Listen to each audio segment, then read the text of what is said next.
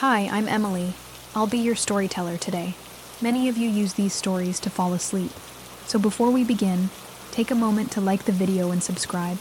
Also, where are you watching from, and what time is it there? Now get comfortable. Close your eyes and let the sound of the rain guide you into the story. It was just past midnight when I left the interstate. The rain had started again, soft but steady, tapping against the windshield like fingers testing the glass. I'd been driving for hours, and the highway signs no longer made sense. Towns I didn't remember, exits that didn't appear on the map. When my GPS offered a shortcut, I took it without hesitation. The voice was calm, certain. In 500 feet, turn right. I turned. That's where everything started to feel wrong. The road narrowed quickly, the yellow lines fading into cracked pavement. Trees pressed close on either side, wet branches hanging low, brushing against the roof like whispers. I rolled down the window slightly to clear the fog from the glass, and the smell of wet earth and something faintly metallic filled the car. I turned off the radio. It had started picking up static, and drove in silence. Just the rain, the wheels, and the occasional flicker of something moving past the headlights. The further I went, the stranger things became. Every few minutes, I'd pass a utility pole, each identical to the last. Same rusted bolts, same tilt, same faded number. 34. I slowed down and checked the odometer. I had passed that same pole 6 times. I stopped the car, got out, and touched it. Cold. Real. But when I looked back, the road behind me had gone completely dark. No taillights, no stars, just trees swallowing everything. Back in the car, the GPS screen flickered. For a moment, it displayed no road at all, just a single arrow floating in black. Then, new instructions appeared. Continue for 66 miles. But no road name, no landmarks. I stared at the screen, and for a second, my reflection looked wrong. I blinked, and it was just me again. I started driving. What else could I do? The shortcut had already sealed behind me. A soft glow appeared ahead, distant but steady. I felt relief rise in my chest. Maybe a farmhouse, a gas station, any sign of civilization. As I drew closer, the light didn't brighten. It stayed the same, fixed like it was painted onto the air. I turned on my high beams. Nothing. The glow remained out of reach, always ahead, never closer. And in that moment, the rain began to fall harder, as if the road wanted me to keep moving forward. I tried to open a podcast on my phone to distract myself, but there was no signal, not even a single bar. I looked at the time, 2:17 a.m., but something about it felt off, like I'd been driving for much longer than that. The dashboard clock hadn't moved in over 20 minutes. I restarted the car, hoping to reset it. No change. The glow ahead still hovered like a mirage, and the trees on both sides now looked more like silhouettes than branches. That's when I noticed the signs. Small wooden posts hammered into the ground, one every few hundred feet. No words. Just symbols, a spiral, a triangle, a handprint, each one slightly larger than the last. I stopped beside one to inspect it, and as I stepped out, the sound of the rain changed, becoming hollow, distant, like it was falling in a room I wasn't in. I shivered and got back inside.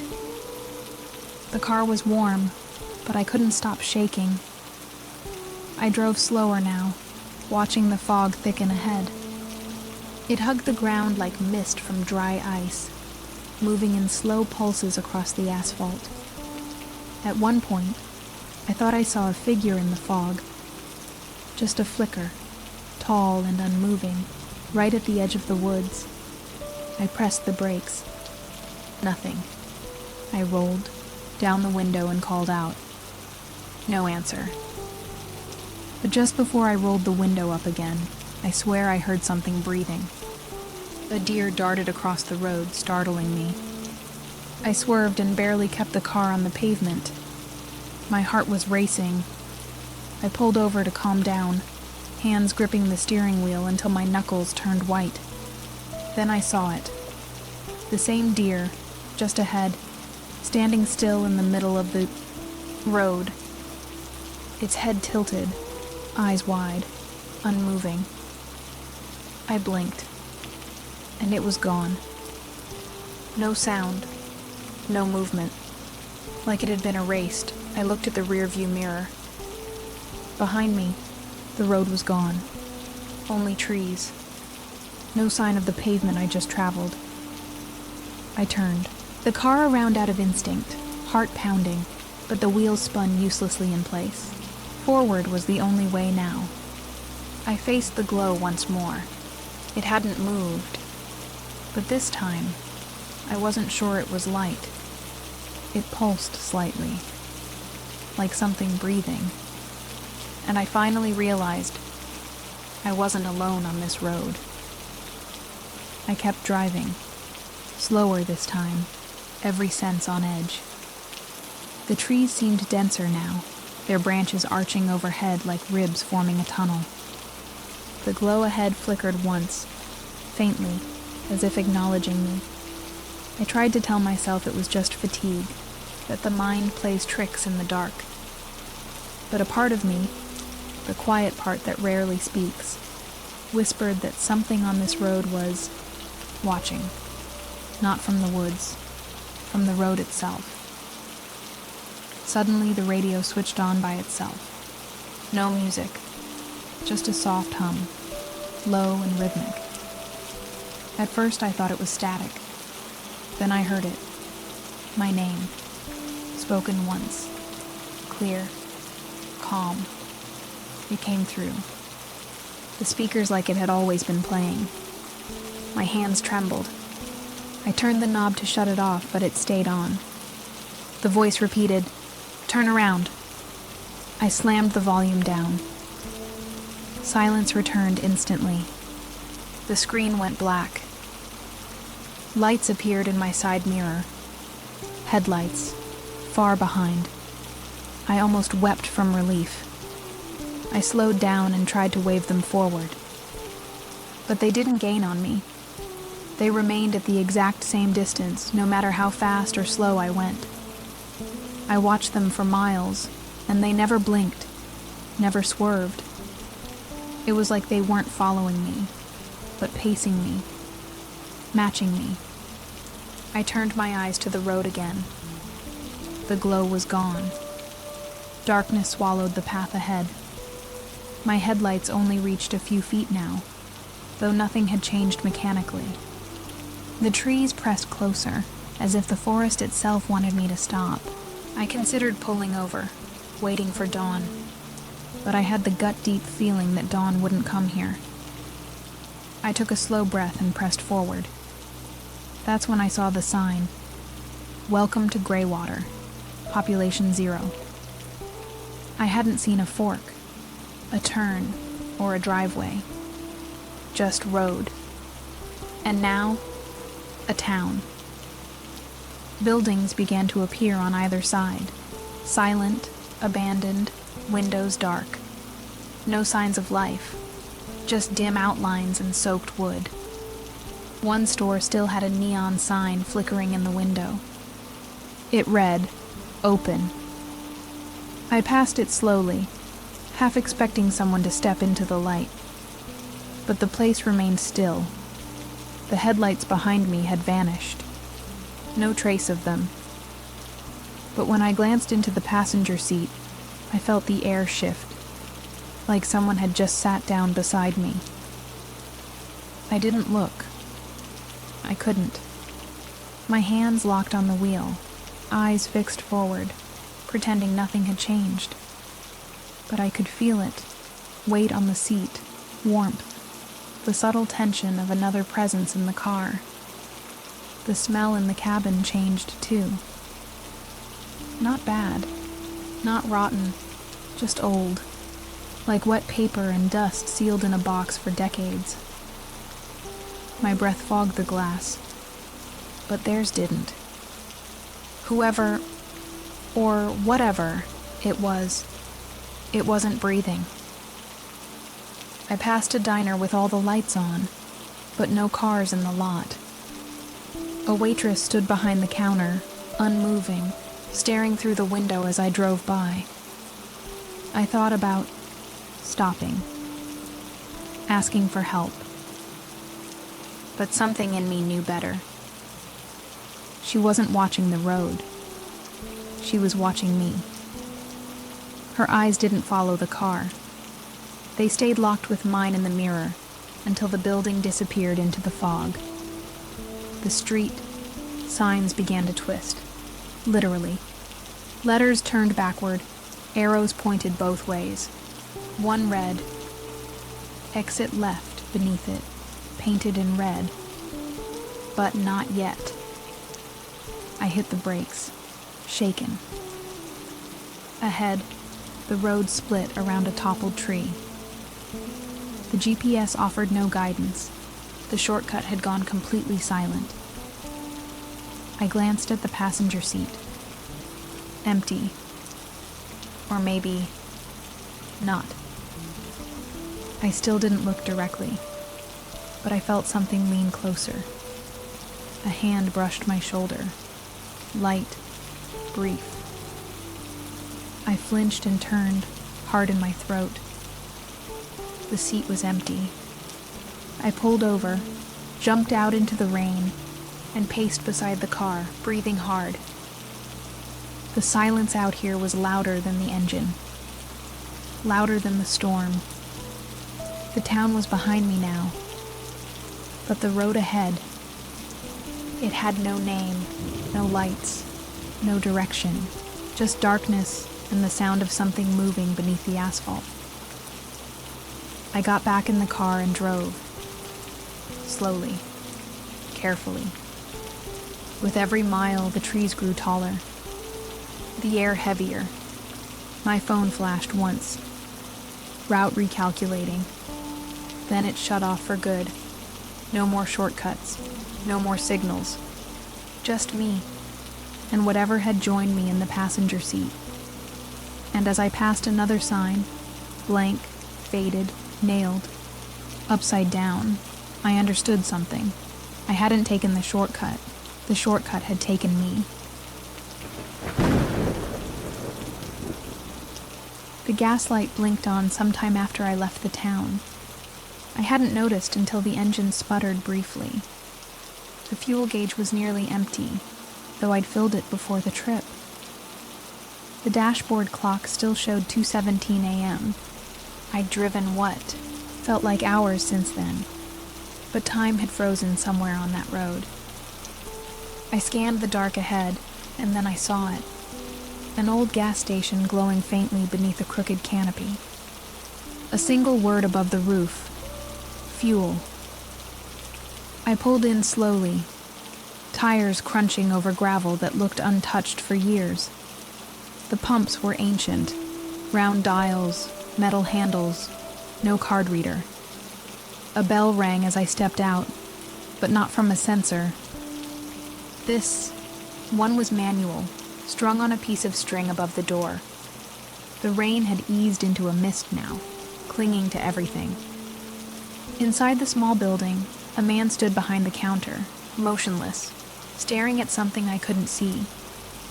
He looked up as I entered. His face was pale, almost waxy, with a smile that didn't quite reach his eyes. "You made it," he said.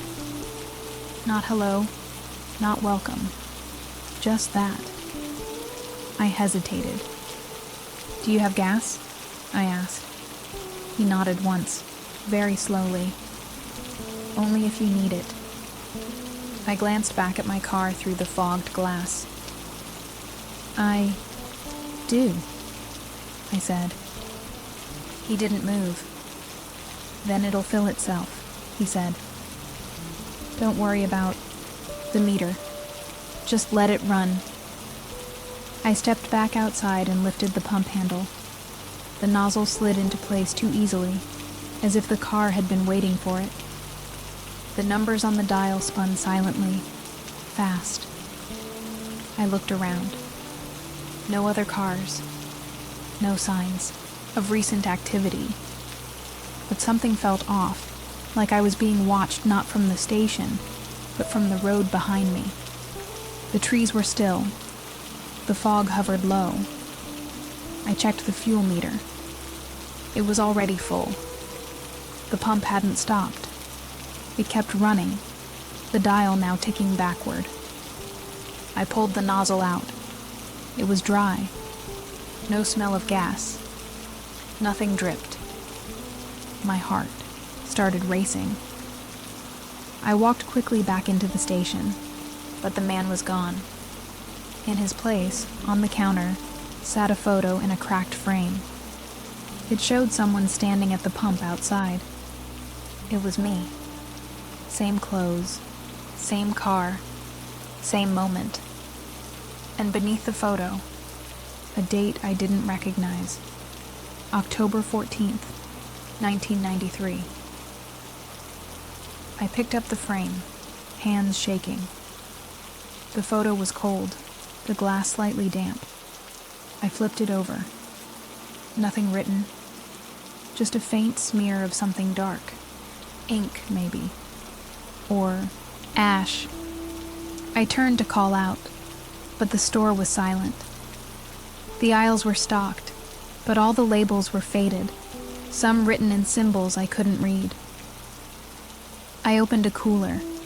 Inside, rows of water bottles, all half empty, all uncapped. One had a slip of paper inside. It read, "Don't leave the car unattended." I ran outside. The car was exactly where I left it. Headlights dim, engine silent. But the driver's door was open. I had closed it. I was sure. I circled slowly, heart pounding, calling out. No answer. The inside was dry, untouched. But the passenger seat was reclined now. I hadn't done that. Something else had. And resting in the seat was another photo. This time, the same gas station. But night had turned to daylight, and my car was missing. I climbed into the driver's seat and started the engine. It roared to life too easily. The fuel gauge read, full, but the trip meter now displayed a single word, loop. The GPS screen turned on again, though I hadn't touched it. The arrow hovered in place, no road beneath it, just static in the background. Then a new instruction. Proceed to the edge. I didn't know what that meant. I still don't. I drove back toward the main road, but the station vanished behind me within seconds, swallowed by trees and fog. I never saw a driveway, a sign, nothing to mark where it had stood, just empty road. I glanced in the rearview mirror, hoping to see something, anything. But the glass had fogged over from the inside, and written in the condensation, backwards, was one word: return.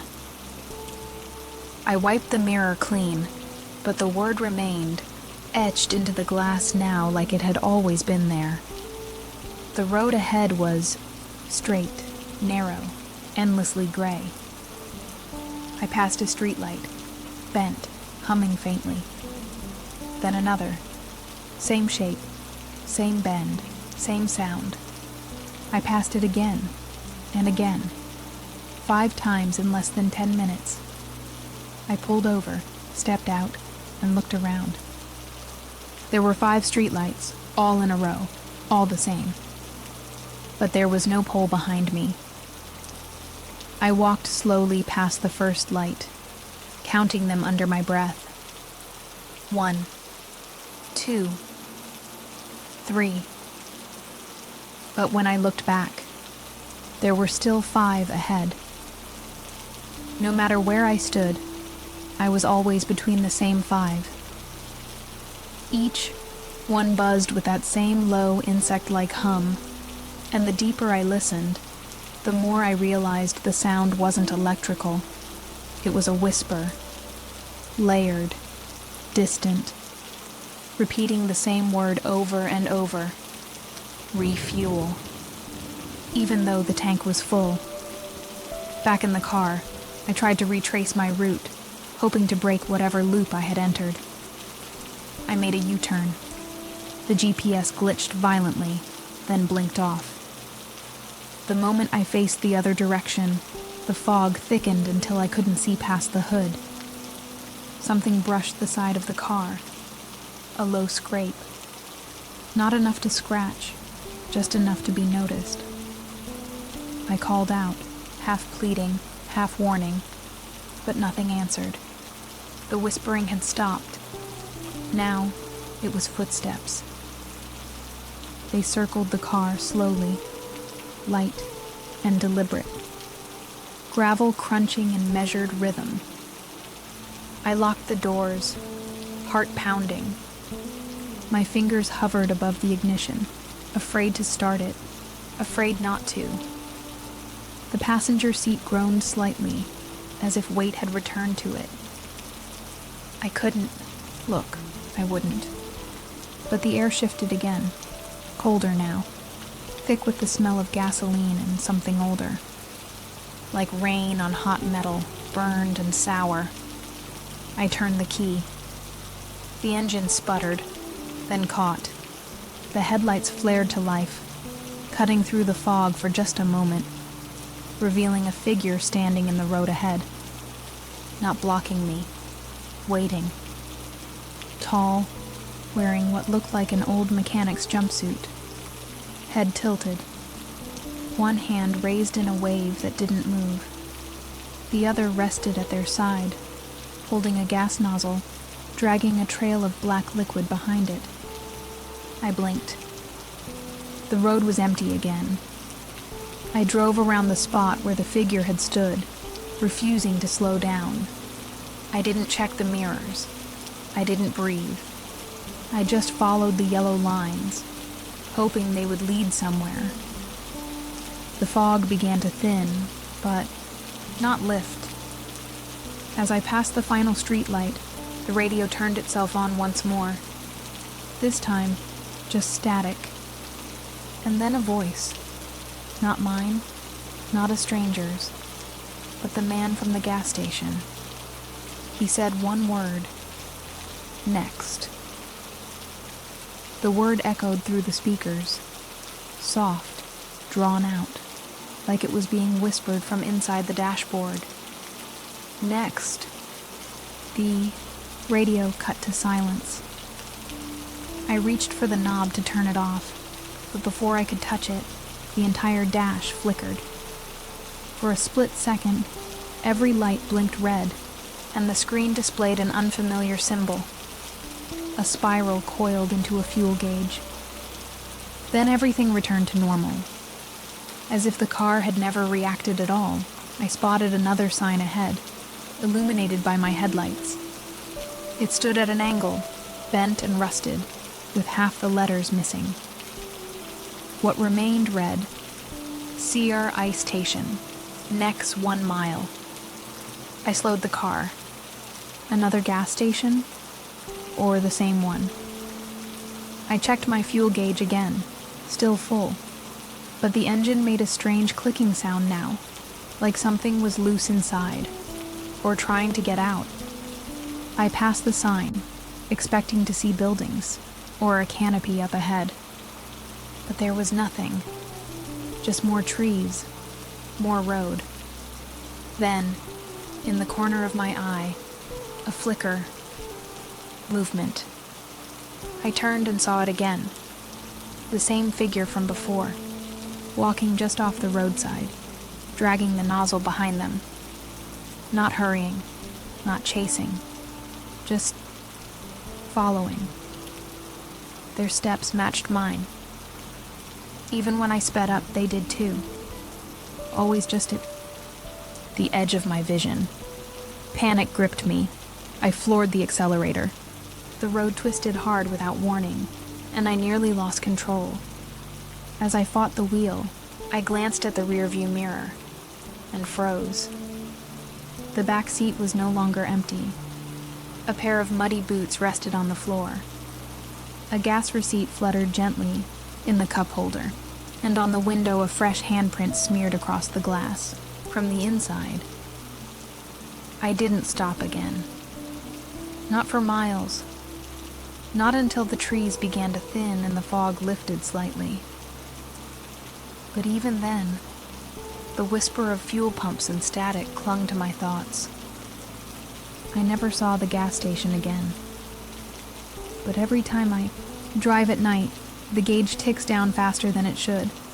The roads curve the wrong way, and sometimes when I stop at a station, the receipt already has my name on it.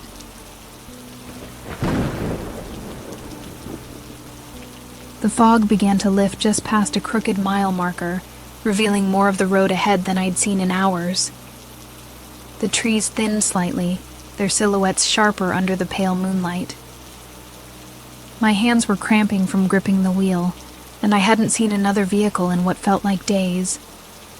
I rounded a soft bend, and that's when I saw her, standing at the side of the road, alone, soaked to the bone, her thumb half raised in a hesitant gesture. She couldn't have been older than 20. I slowed instinctively. Something about her presence felt familiar. Not like I'd seen her before in town or passing by, but deeper than that. Like she belonged to this road the way fog does to midnight. She didn't move as I pulled up, just watched. Her eyes followed the car as if she'd been expecting me. I rolled down the passenger window slowly. "Do you need help?" I asked. She nodded, then opened the door without hesitation and got in, water dripping from her sleeves. She didn't speak at first, just stared forward, expression unreadable. The scent of damp earth and cold metal clung to her clothes. "Where are you headed?" I asked. A long pause followed. Then she replied softly, "Anywhere but here." Her voice had a strange echo to it, like it had traveled farther than it should have to reach my ears. I offered a weak smile. "Same." She turned slightly, and for the first time, I noticed her face in the mirror. Pale, familiar, unsettling. We drove in silence for a few minutes. I stole glances, trying to make sense of what I was feeling. Her presence wasn't threatening exactly, but it made the air heavier, like gravity had thickened around her. "You've been on this road long?" I asked. She didn't answer. Instead, she leaned forward slightly and said, "Don't miss the curve." My grip tightened on the wheel. "What curve?" She pointed ahead. "The one no one sees the first time." I blinked and saw it, a sharp bend in the road that hadn't been there seconds ago. I swerved just in time, tires shrieking on wet pavement.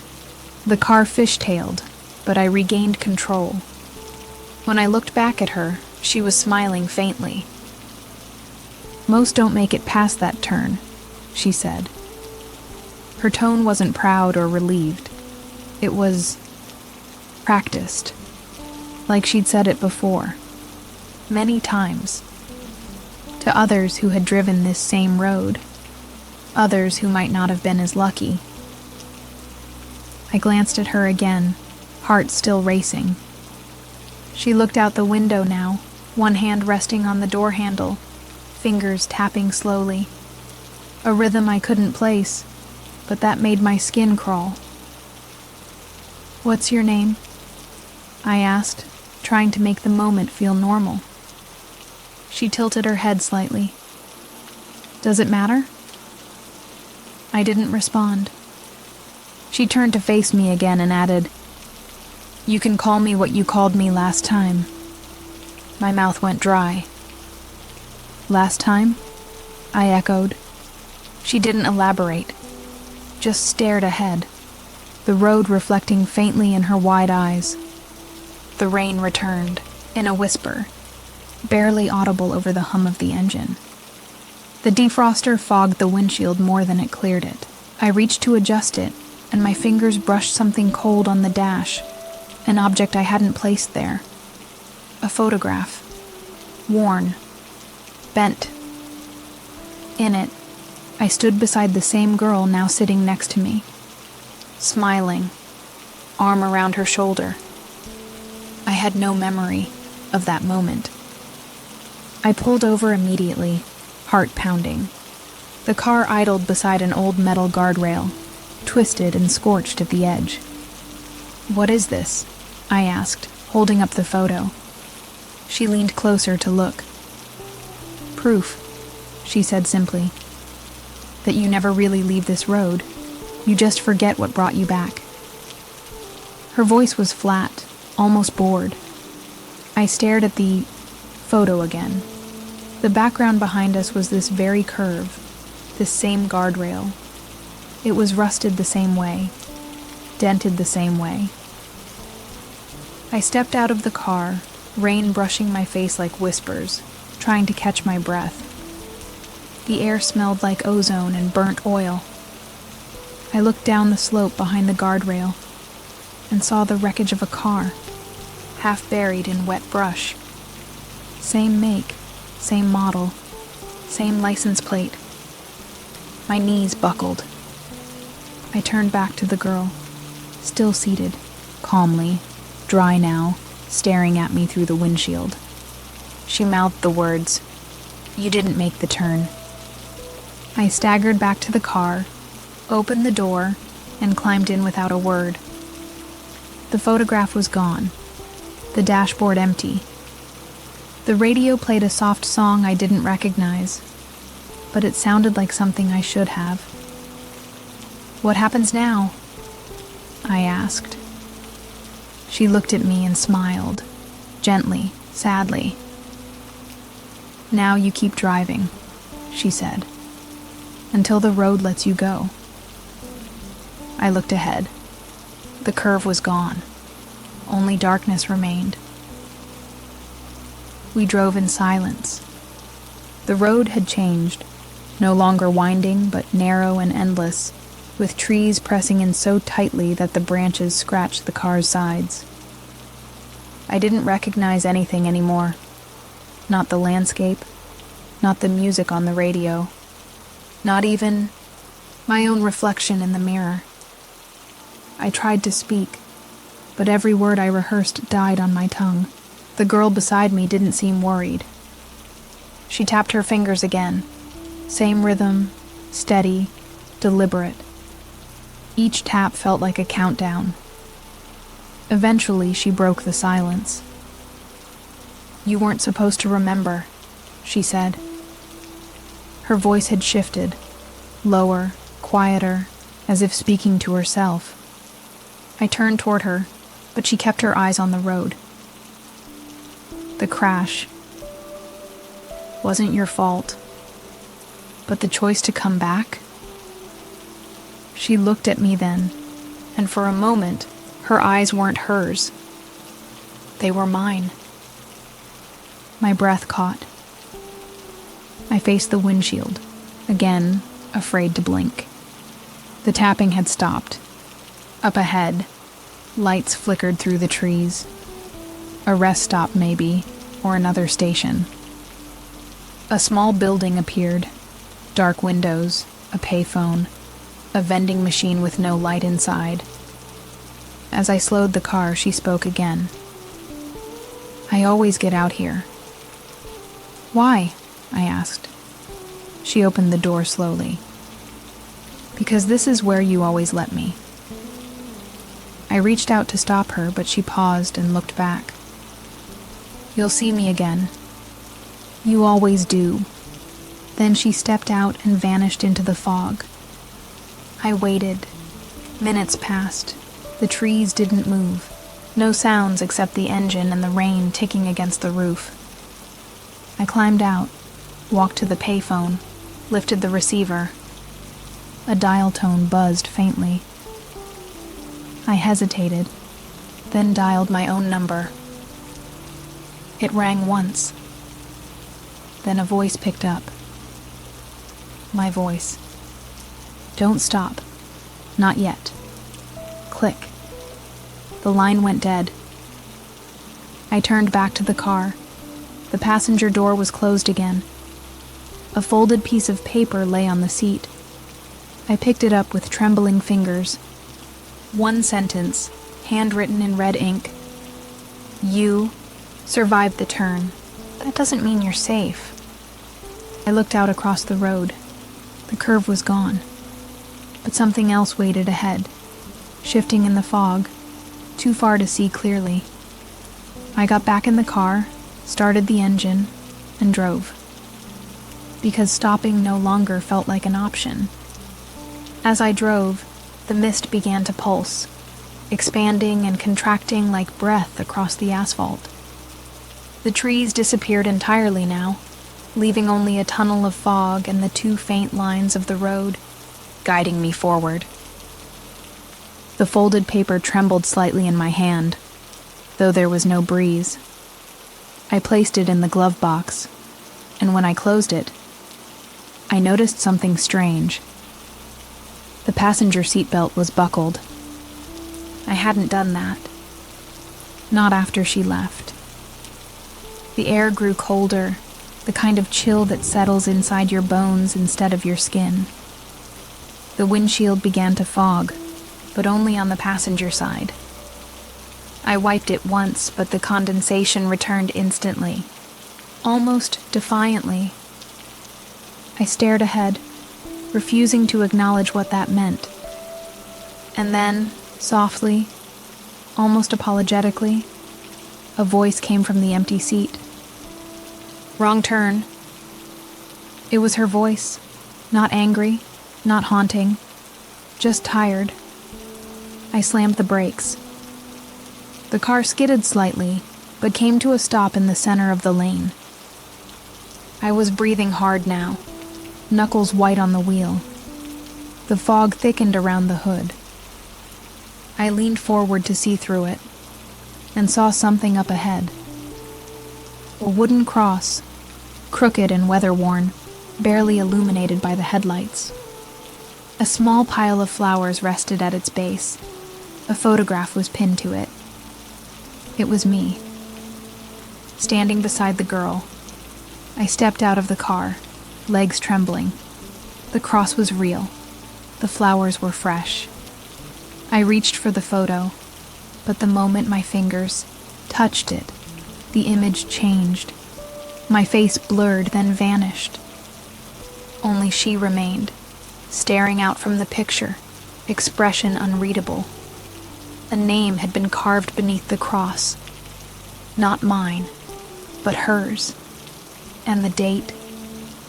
The date was tomorrow. I backed away slowly, heart racing, the mist swallowing everything around me.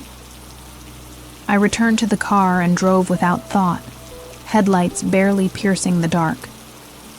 The seat beside me remained empty, but the seatbelt stayed, fastened. And as the road twisted ahead, I realized the curve wasn't the danger. It was the reminder of who had been lost, of who kept returning, and of who would sit beside me again. Soon.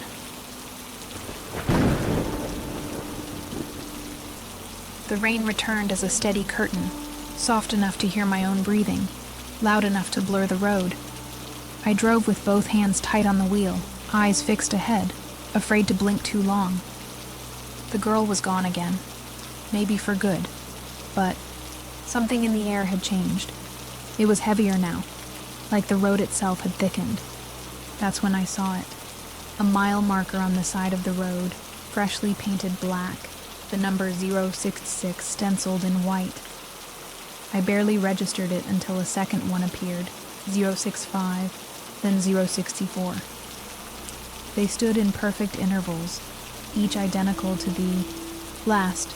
No symbols, no arrows, just numbers counting down. I glanced at the GPS, still offline. The dashboard clock still frozen at 2:17 a.m. I checked the trip meter. It blinked 3 times, then reset to 0. That's when I realized I wasn't counting miles. I was counting time. The trees lining the road became more uniform, their shapes unnaturally symmetrical. Every 4th tree had a strip of red fabric tied around its trunk. I thought it was coincidence until I passed the same fallen branch twice. Same pattern, same curve, same black marker, 061. I gripped the wheel harder, feeling the tension rise in my chest. The road wasn't looping. I was. Over and over, within something that wanted me to notice. I stopped the car and stepped into the rain, walking back to the last marker. It was real, solid, metal driven deep into the ground. I ran my hand along the post, expecting it to be cold, but it was warm, vibrating faintly, like it was alive. The number, 060, had changed while I stared. A soft whisper drifted on the air, one I couldn't quite make out. But I heard a phrase buried in it, over and over. When it reaches 0. I returned to the car, soaked and shivering. The wipers moved without me turning them on. The headlights dimmed briefly, then flared. Ahead, the fog pulsed with a light I hadn't seen before, faint and red, flickering like a warning beacon. I started driving again, each mile marker shrinking, 059, 058, 057. And then, in the rearview mirror, I saw him, a man, standing in the road behind me, not waving, not moving, just waiting. I pressed harder on the accelerator. The man didn't follow, didn't even flinch. But every time I glanced at the mirror, he was still there. Same spot, same posture, as though the distance between us wasn't real. I tried turning, off the mirror, angling it away, but the reflection remained unchanged. Even when I looked out the back window, there was nothing, just wet road and black trees. But in the mirror, always him, as if it were showing something else. I passed mile marker 054, then 053, and with each number, my ears began to ring faintly. A deep tone, low and steady, like pressure building inside my head. I opened the window, hoping the cold air would help. It didn't. The wind carried whispers again, this time layered voices, speaking fragments, names, laughter. One word over and over. Remember. I turned the radio off, even though it wasn't on. The fog parted slightly near marker 050, revealing something ahead. A manhole cover in the center of the road. Odd. Out of place. No markings, no barriers. Just steel and silence. I slowed, swerved, around it, and caught a glimpse of something beneath. Just a flash. A hand. Thin. Gray. Reaching upward from the dark. I sped up again. The mile marker passed on my right. 049. And for the first time, the number whispered audibly. Almost. Halfway. I didn't want to believe the numbers could speak, but they did. At 0:48, I heard my own name. At 0:47, the voice behind it changed. It was hers. The girl. Calm, detached, like a pre-recorded message. You were warned. At 0:46, I saw a new sign nailed to a tree. You've done this before. And beneath it, smaller writing carved into the bark. And you will again. I passed 0:45, and everything went silent. No rain, no wind. The road absorbed the sound. I tapped the dashboard. No static. I tapped the glass. No echo. It was like the car was no longer moving through space, but suspended inside something. Then, without warning, a knock. From the trunk.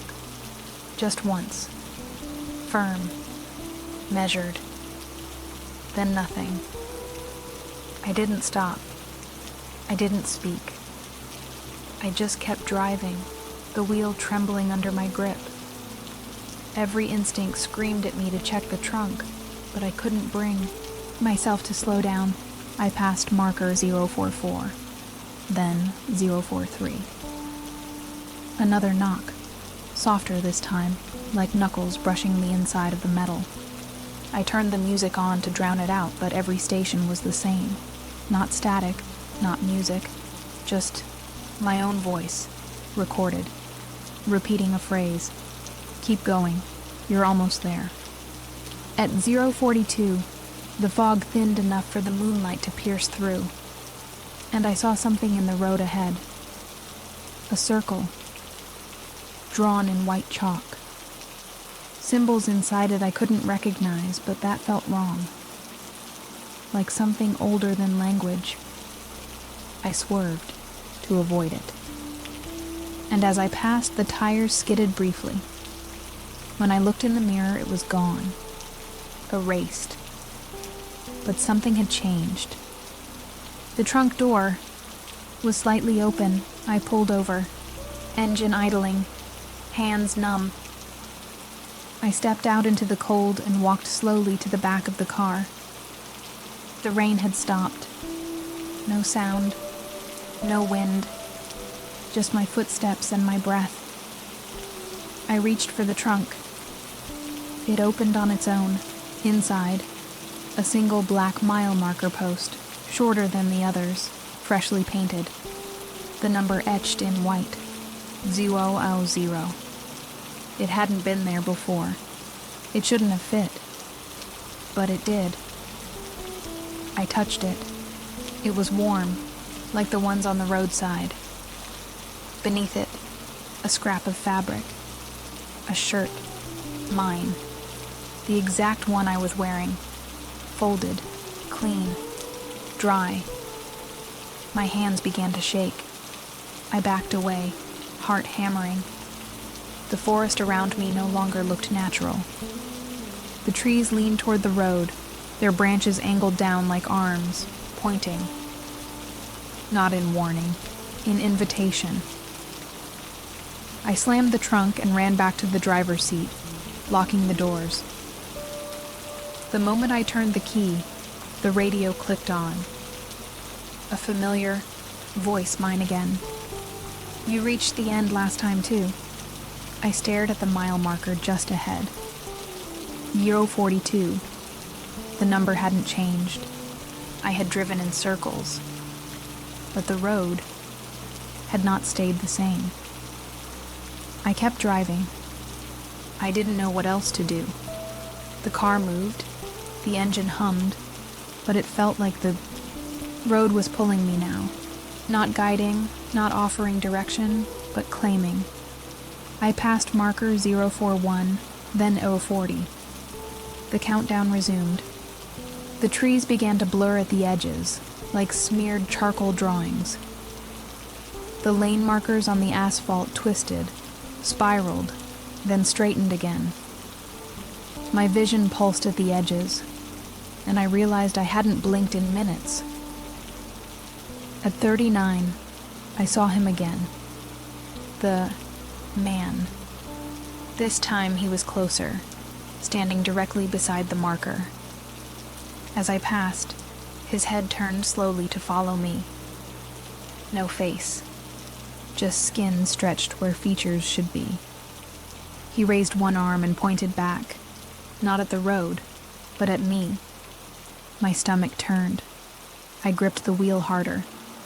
The temperature dropped. Frost crept along the inside edges of the windshield, spelling something in thin white veins. Rewind. The calm. Word vanished as fast as it appeared. The fog returned in force, erasing the forest entirely.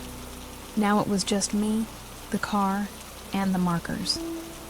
038, 037, 036. I tried turning the wheel gently to the left. The car didn't respond.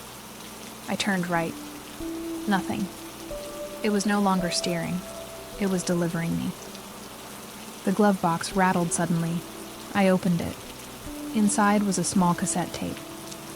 Label handwritten, "Play when you forget."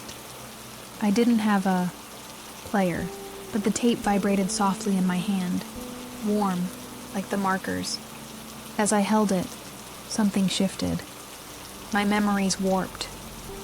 I remembered a different road, a different car, a crash, a voice whispering, "You won't remember the first time." I dropped the tape. It landed on the floor mat and split open. The tape. Inside was blank. Just black plastic and silence. And yet, I still heard the voice. "You're getting close now." Marker 035 passed. I didn't see it. I felt it, like crossing a threshold. My phone lit up on its own, a single notification glowing on the lock screen. Last chance to turn back. There were no buttons, no options, just the message. Then the screen cracked, silently, from corner to corner. I looked up. The next mile, marker was missing its number. Just black, nothing else. And something was waiting beside it. The fog lifted suddenly, as if someone had drawn back a curtain. The road straightened, the trees fell away, and there it was. An entire town stretched ahead under a pale, unmoving sky. No welcome sign, no population count. Just cracked pavement, darkened storefronts, and power lines that buzzed without swaying. I slowed the car, headlights sweeping over faded buildings and empty windows. Every clock I passed, on shop walls, on lampposts, even one broken wristwatch lying in the street, read the same time. 2:17 a.m. I pulled into what looked like a main street. No people, no movement, but nothing felt abandoned. Trash cans were upright. A cafe still had warm cups of coffee on its tables. The neon open sign glowed in a dry cleaner's window. It was like everyone had stepped away at the same moment and never came back. I got out of the car, boots crunching softly over wet asphalt. The air was thick with the scent of old rain and something faintly sweet, like dried flowers left too long in a closed room. The first place I entered was a small bookstore. Lights on. Music playing, soft jazz from an old radio, shelves untouched. A receipt still printed on the counter, dated that very day at 2:17 a.m. I called out. No answer. I moved deeper into the aisles, scanning covers, recognizing none. All the titles were familiar, but wrong, slightly off, like echoes of real books from a place that tried to remember what they were. On the back wall, a staircase led to an office.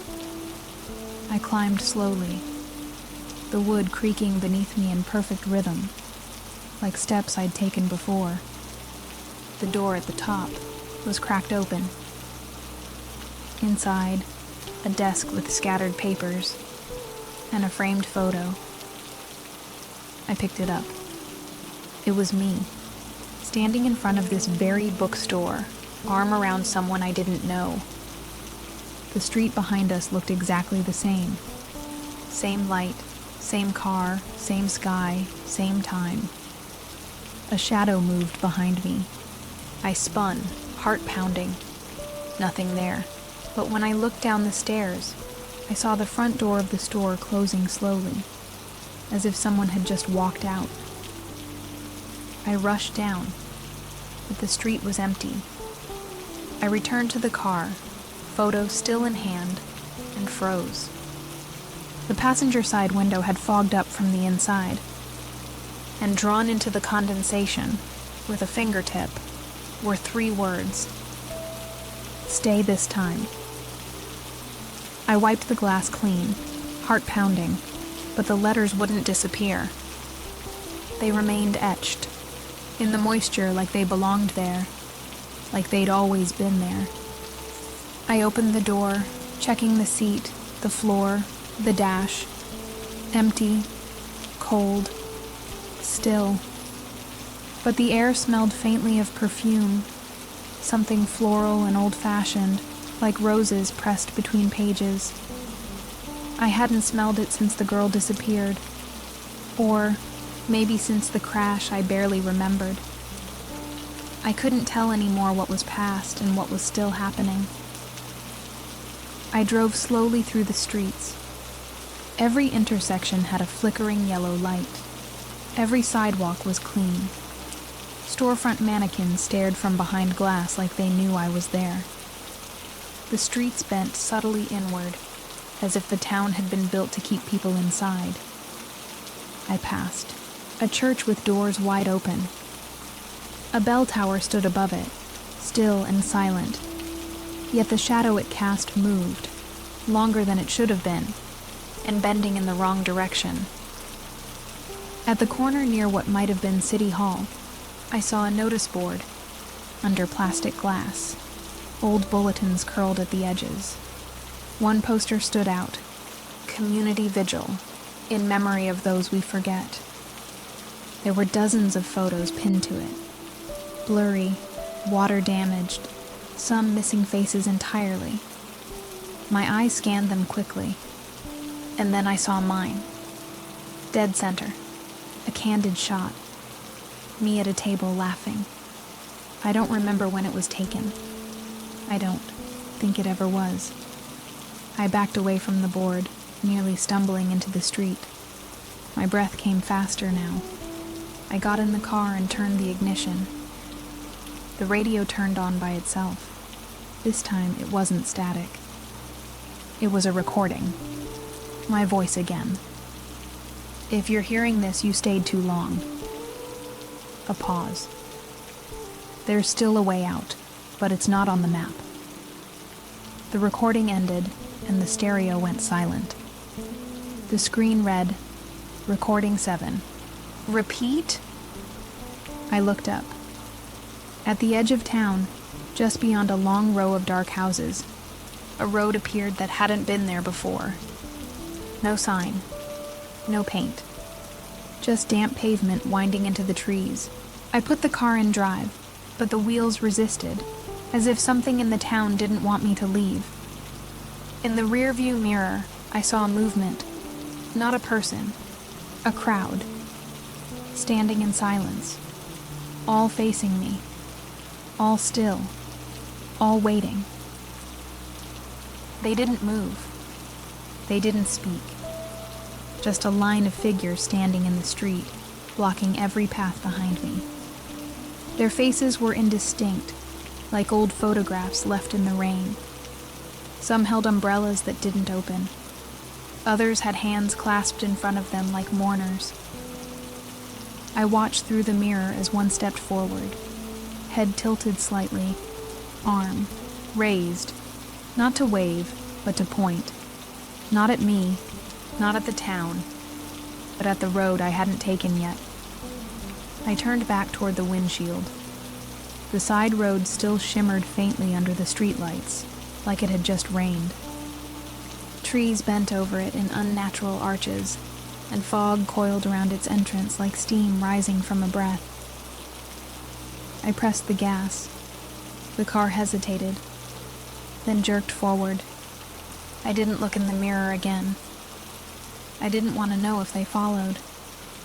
Some part of me knew. They didn't have to. They were already part of the town, and I almost had been too. The road out twisted unnaturally, tighter with each turn. I passed a small sign hammered into a tree, handwritten, barely legible.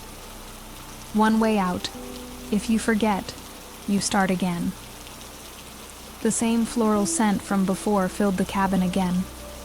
Stronger now. I looked at the passenger seat. Empty. Of course.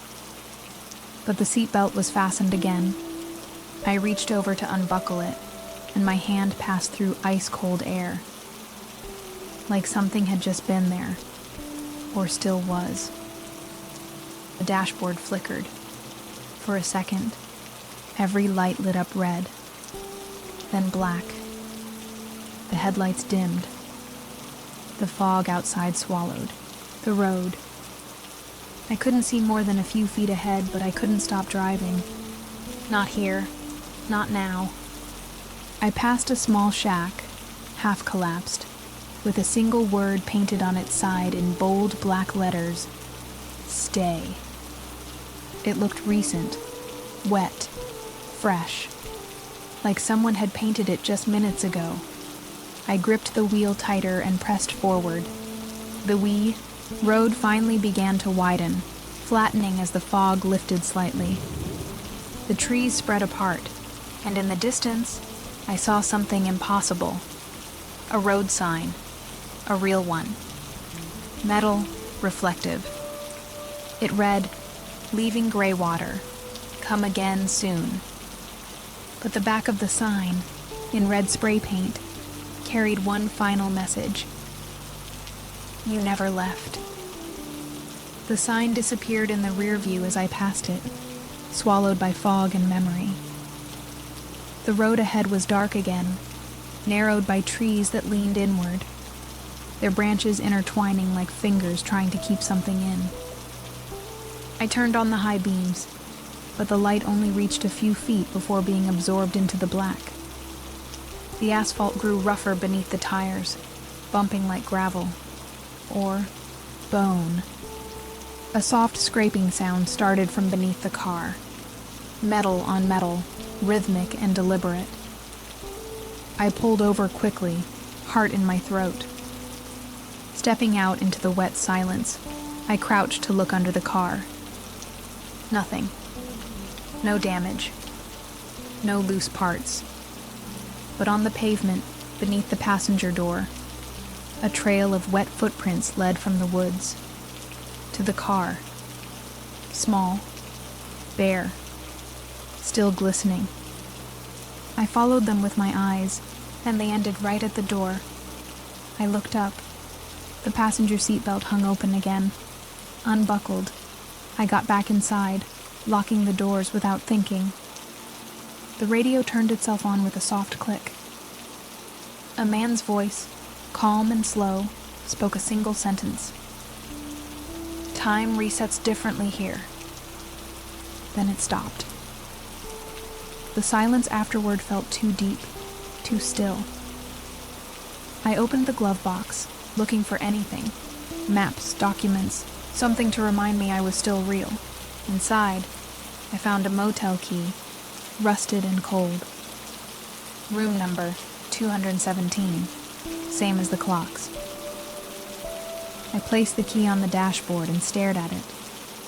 The engine idled quietly, as if waiting for me to make a decision. Ahead, the road split.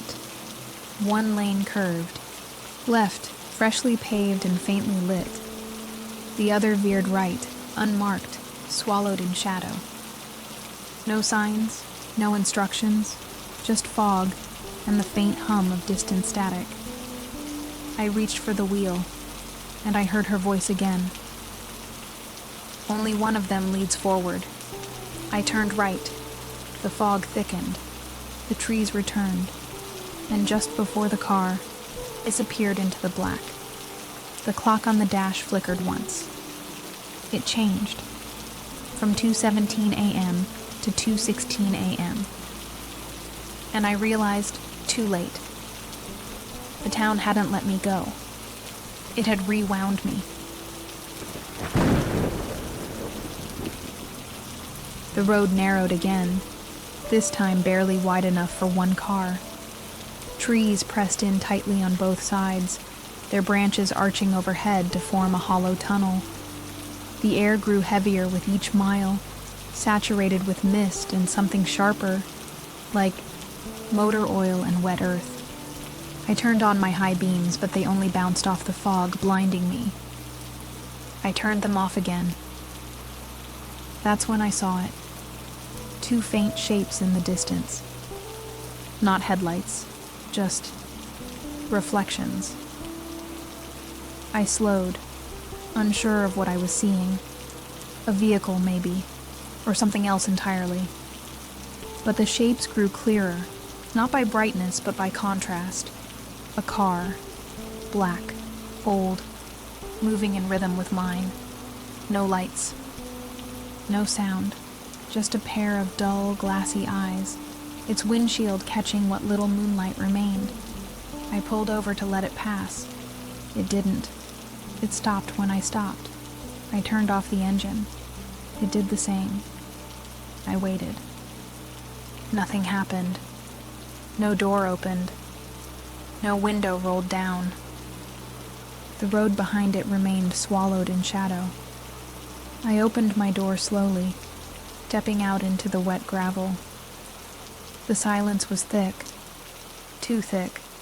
No insects, no wind. Just the low hum of something mechanical. I took one step toward the car. Its brake lights flickered, briefly, and then died. There was no license plate, no markings. Just black steel, polished and cold like stone. I called out.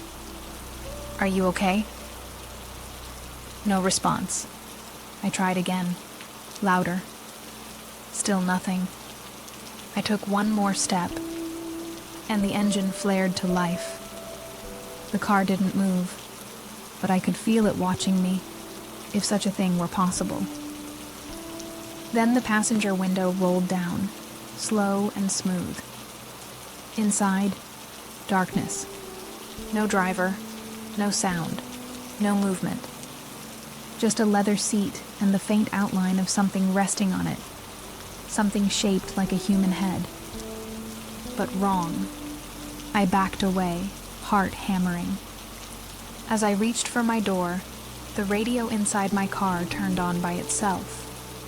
No static, no music, just a voice, flat, monotone, mechanical. He sees better in the dark. The headlights of the black car never turned on, but I suddenly understood. He didn't need them, because he had already followed me here before. I jumped back into my car, locking the doors with shaking fingers. The black vehicle remained still, engine idling softly, like a predator deciding whether to chase. I turned my key. My engine roared, back, headlights cutting a faint cone through the mist. I didn't look back again. I pressed the gas and drove. But the moment I did, I saw them, those same dull reflections, reappear in my rearview mirror. No headlights, no distance gained, just presence, constant, silent. I accelerated, 80, 90. My tires slipped briefly on the wet road, but I kept going. Every curve, every rise, every shadow swallowed by speed. But the black car never faded. It didn't tailgate. It didn't pass. It simply remained, like a memory refusing to be outrun. I turned off the radio. The silence was worse. Behind me, the road stretched unnaturally long. The trees no longer passed. They stood frozen, like I was the only thing still moving. Up ahead, the road widened, just slightly. A clearing. A chance. I swerved left without thinking, tires screeching, as I flew onto a gravel path. The black car didn't follow. I stopped a few yards in, breathing hard, hands aching from the wheel. I waited. Nothing. No engine, no crunch of tires, no sound. Just the fading hum of my own motor. I glanced back through the fog and saw nothing. I was alone. Or so I thought. Then, my side mirror cracked. No impact, no sound. Just a sudden fracture spidering across the glass from within. The temperature in the cabin dropped instantly. I turned, slowly, to look into the back seat. Empty. But the rear view reflected something else. Someone sitting behind me. Still. Barely visible. I blinked, and they were gone. The only thing left was a smear on the inside of the glass, like a face had leaned too close for too long. The dashboard flickered. The GPS lit up, first time in hours. A single direction displayed, "Don't stop." No map, no road name. Just those two words pulsing on the screen. I didn't argue. I shifted into drive and returned to the main road. The black car was gone. But its absence felt worse than its presence. Because whatever was inside might not have needed the car at all. The road stretched forward, darker than before, like the headlights weren't pushing back the night anymore, just barely keeping it from swallowing me whole. My hand stayed tight on the wheel. Every time I blinked, I swore I saw that black shape behind me again, but when my eyes opened, it was gone. I couldn't tell if it was still following, or if it had already passed me, or worse, if it was now ahead. A sign appeared on the right. Blind curve ahead, reduce speed. Beneath it, spray painted in red. He doesn't need to slow down. I eased off the gas, heart hammering, headlights scanning the bend. The curve wasn't sharp. It was unnatural. Like the road had bent in on itself, forming a perfect arc. In the distance, just past the curve, two faint glimmers blinked once. Not headlights. Eyes. As I turned into the curve, the radio hissed to life again. Static at first, then breath. Then a whisper, low and slow. If you see him in front of you, it's already too late. The voice was mine, or something using it. The static returned, followed by silence. I took the curve carefully, slowly, afraid to speed through. And as I emerged on the other side, the road was empty. But a figure stood on the shoulder. Still, tall, head tilted toward my car. I didn't stop. I didn't even look at him directly. But as I passed, a cold washed through the car like I'd driven through a wall of ice. My windows fogged instantly. The mirror went dark. No reflection, no view, just a black rectangle. Then, etched into the condensation on the windshield, a new message appeared. Open your eyes. And behind those words, two fingerprints pressed gently against the glass, from inside. I slammed the defrost and wiped the windshield clean with my sleeve. When the fog cleared, the road had changed. The trees were gone. The sky had no stars, only a pale, flickering glow ahead, just enough to guide. I didn't know if I had escaped him or joined him. but I kept driving. Because on this road, hesitation wasn't an option. And now, I could see just fine in the dark, too. The pale glow ahead pulsed like a dying heartbeat, steady and slow, dragging me toward it.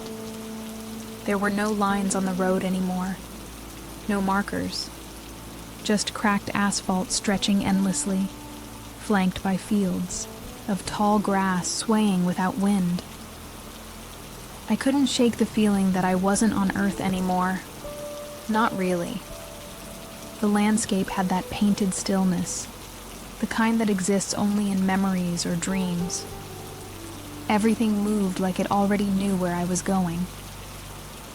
Then the noise returned. Not from the engine, not from the road. It came from behind my ears, low and mechanical, like an engine idling inside my head. My hands began to ache. I looked down and saw faint black smudges on my knuckles. Grease, ash. I wiped them on my jeans. They didn't fade.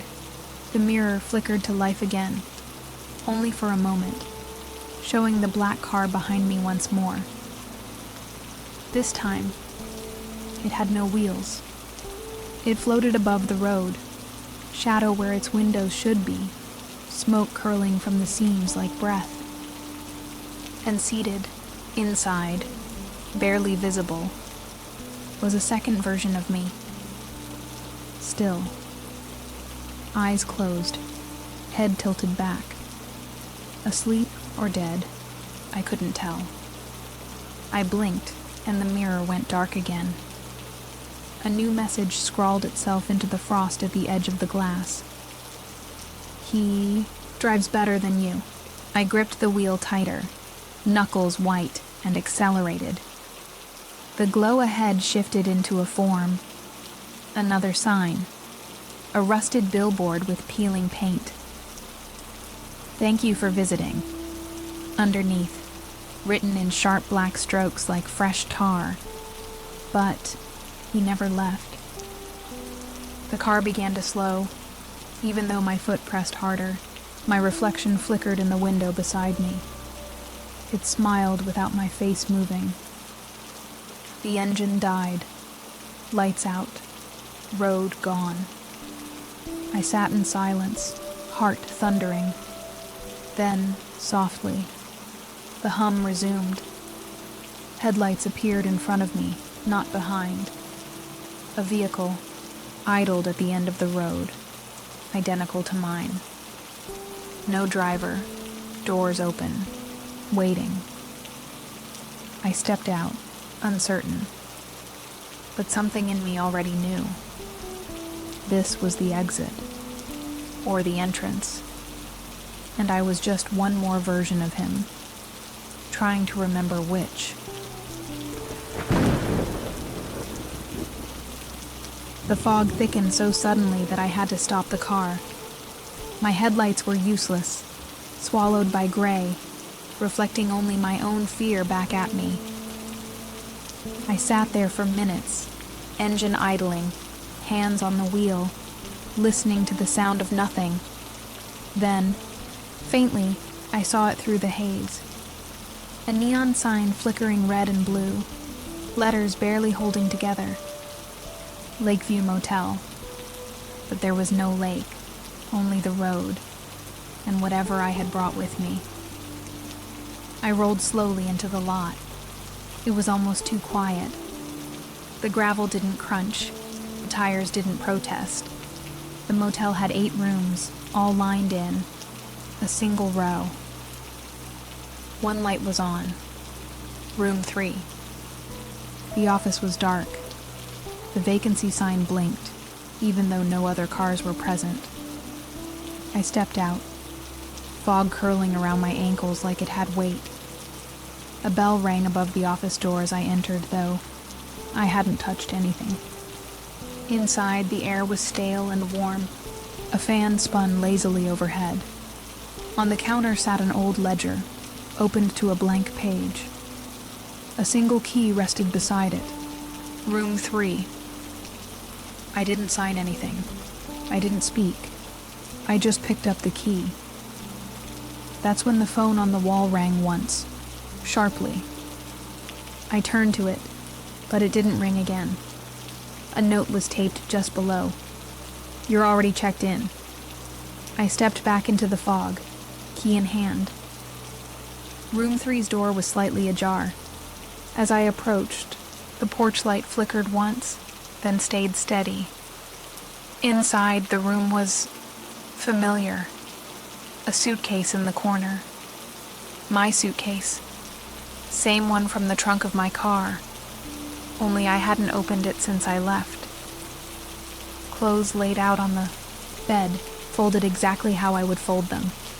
My toothbrush on the sink, my shoes by the door. But I had just arrived. I sat on the bed slowly. The mattress creaked like it remembered me.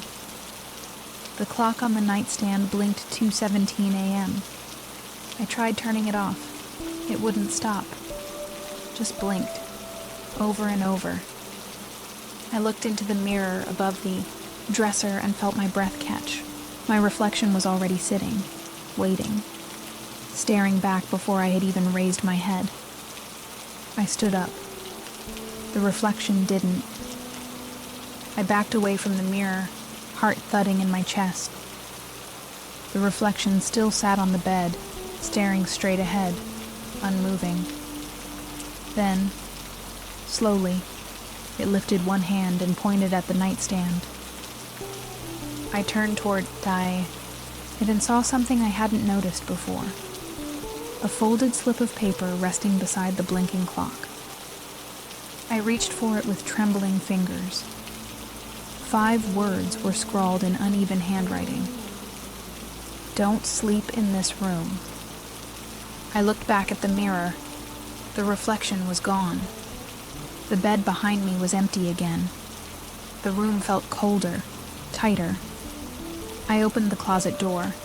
Empty, but the walls inside were lined with newspaper. All the same article, over and over. Man, found dead in motel room. Authorities say he never checked in. No date, no name, just the headline. I stepped back, my breath forming a mist in the stale air. Then I heard footsteps. On the roof. I grabbed my keys and rushed to the door. It didn't budge. I twisted the lock, slammed the frame, nothing. The handle turned, but the door stayed shut like it had forgotten how to open. Behind me, the footsteps grew louder. Not from above now. From the hallway. Slow. Even. Something dragging slightly. A knock followed. Gentle. Repeated. 3 times. Knock. Knock. Knock. And then a voice. My voice. "Are you ready now?" I didn't answer. I backed away, heart pounding, eyes locked on the door. The knob turned slowly, but the door didn't open. Just the sound. Turning. Pausing. Turning again. I glanced toward the bathroom, toward the window. It was open now. I hadn't touched it. The curtain moved gently in the foggy air, inviting me toward it. I didn't hesitate. I climbed out barefoot, landing hard on the cold gravel behind the building. I ran through the fog, past the flickering neon sign, toward my car. It was still there, parked exactly as I had left it, but the trunk was open. I approached cautiously. Inside, the suitcase was gone. In its place, a motel ledger, same as the one from the office. Its page fluttered in the wind, written across it in thick red ink. Checked out. Too late. I turned the key in the ignition. The engine roared. The radio whispered, "Welcome back." I didn't wait. I threw the car into reverse, tires skidding across the gravel, engine growling louder than I'd ever heard it. The fog seemed thicker now, resisting the beams of my headlights like a living thing. I turned toward the road, hoping to retrace my steps. But the lot had changed. No entrance, no exit, just mist, and the sound of rain that wasn't falling. Behind me, the motel lights dimmed until they vanished entirely. But the neon sign still read, vacancy. I drove blindly, headlights cutting tunnels through nothing. The road reappeared suddenly, almost violently beneath my tires. No signs, no pavement lines, just endless black ribbon unspooling in front of me. I passed a billboard with no image, just blank white space. But as I looked closer, something slowly faded into view. A photograph of me, standing at the motel window, looking down, watching myself leave. I drove faster. My phone buzzed for the first time in hours. A new notification lit up the screen. "Your room is ready." I opened it with shaking hands. The message had no sender, no options to reply. Just one attachment, a voice memo. I hesitated, then pressed play. The sound of footsteps, the door creaking, a voice breathing. "You forgot something." I dropped the phone onto the passenger seat and focused on the road. But the seat wasn't empty anymore. The ledger from the trunk now sat beside me, open to a page that hadn't been there before. It listed names, crossed out one by one. The last entry was mine, uncrossed, dated today. Time, 2:17 a.m., the headlights flickered. The steering wheel jerked slightly in my hands. I looked up just in time to see a silhouette standing in the center of the road. I swerved hard, heart exploding in my chest. The car spun violently, the world blurring with fog and motion. Then silence. I opened my eyes. I was parked in front of room 3 again.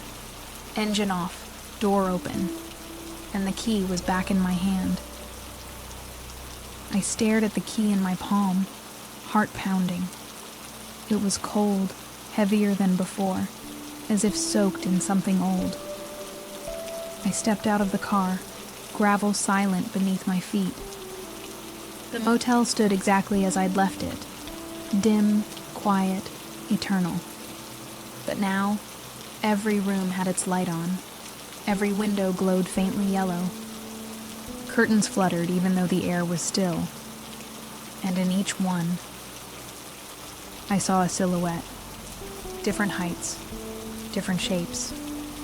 All standing, all watching. Room 3's door was open again. Inside, the lights were off, yet I could see everything. The suitcase back in its place, the photo on the nightstand. This time, it was me standing outside the motel, staring up at the window. My reflection was visible in the glass, but I wasn't holding a key. I was holding a piece of paper. I leaned closer. The words written on it. "This isn't your first night." I stepped away, refusing to enter. But the door began to close, on its own, slowly, deliberately. A hand, mine, reached from inside and gently pulled it shut. Then, silence. The lights in the other rooms blinked once, twice, then turned off, one by one, like a countdown. The fog rushed in like a wave, covering the lot in seconds. I turned and ran, unsure where I was going, but knowing I couldn't stay. The road reappeared in the distance, lit faintly by flickering overhead lamps. I climbed into the car, turned the ignition. Nothing. Dead. I hit the wheel, screamed into the stillness. Then the radio clicked on. A new voice this time. calm, female, familiar. You always leave this way, but you never leave for good.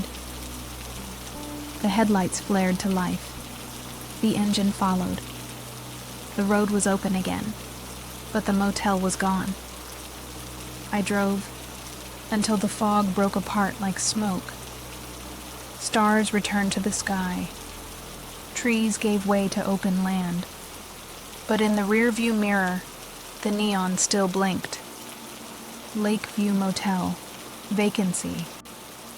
And on the seat beside me, the room key had returned. Only now.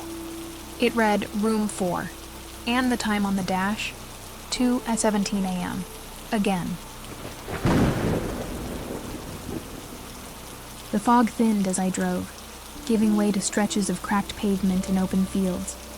It should have felt like freedom. It didn't. My hands gripped the wheel too tightly. My eyes flicked too often to the mirrors.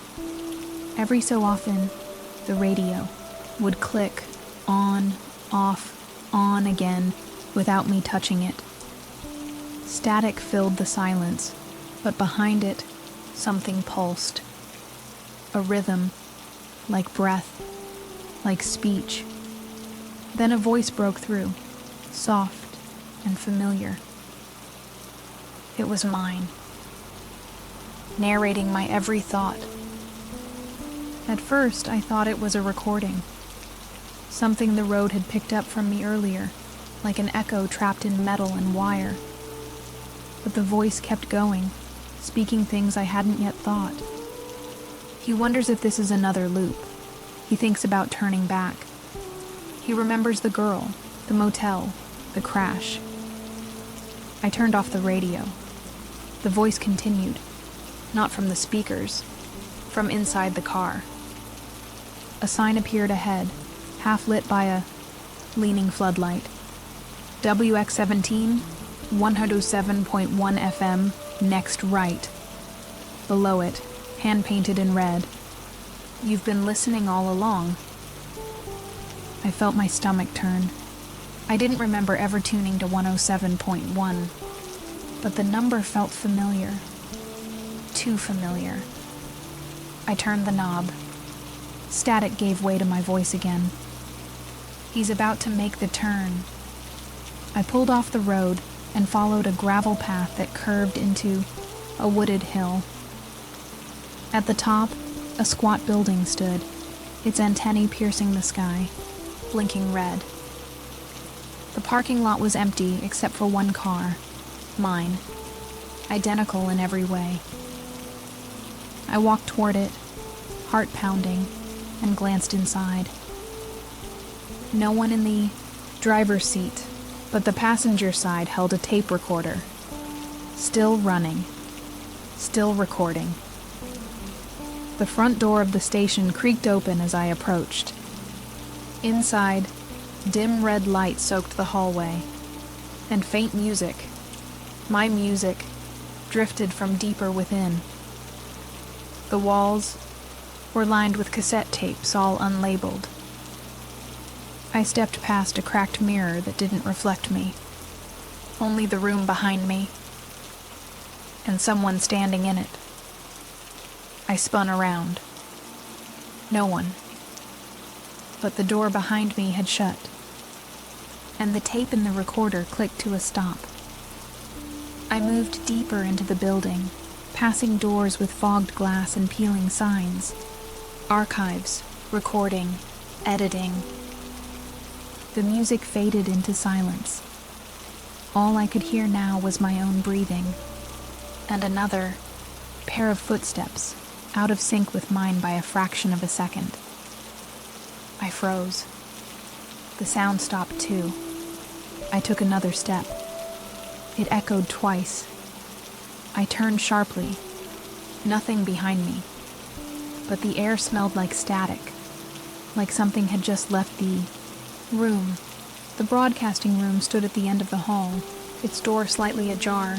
Inside, old equipment flickered and buzzed. A red-on-air sign pulsed above the booth. Through the glass, I saw someone in the DJ chair, headphones on, mic live. I stepped inside and saw myself. Not asleep, not dead. Just calmly speaking into the mic, describing my every move as I made it. He reaches for the doorknob. He hesitates. He's beginning to remember. My reflection smiled. I didn't. I lunged for the console, hit every switch, ripped the power cord from the wall. The voice stopped. The reflection didn't. It kept speaking, mouth moving in silence, eyes locked with mine. Then it pointed toward the desk. I followed the gesture, finding a reel-to-reel recorder still spinning. I hit stop. Silence. Then a faint click behind me. The reflection was gone, but a new sentence now glowed on the wall in red. You can't silence memory. I turned to leave, but the hallway had changed. Longer now, narrower. No doors, just shelves filled with tapes labeled in shaky handwriting. Exit 1, failed. Curve 4, crash. Gas station, acceptance. I pulled one off the shelf.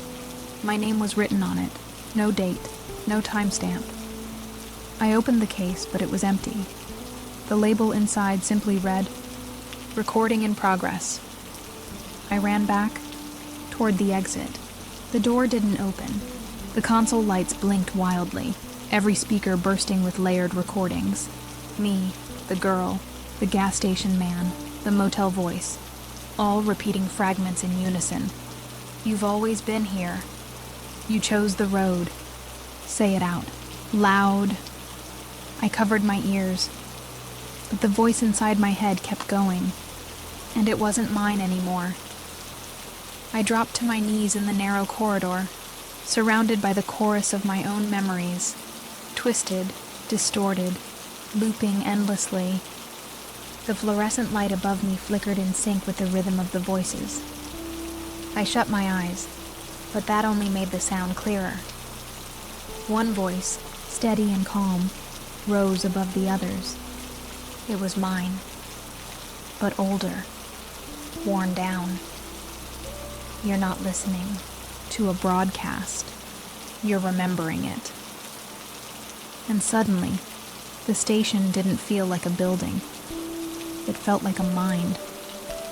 I forced myself up and stumbled back into the recording booth. The console had reset, green lights blinking softly, waiting. A blank tape had appeared in the tray. Above it, a new message flashed on the screen. Record your version.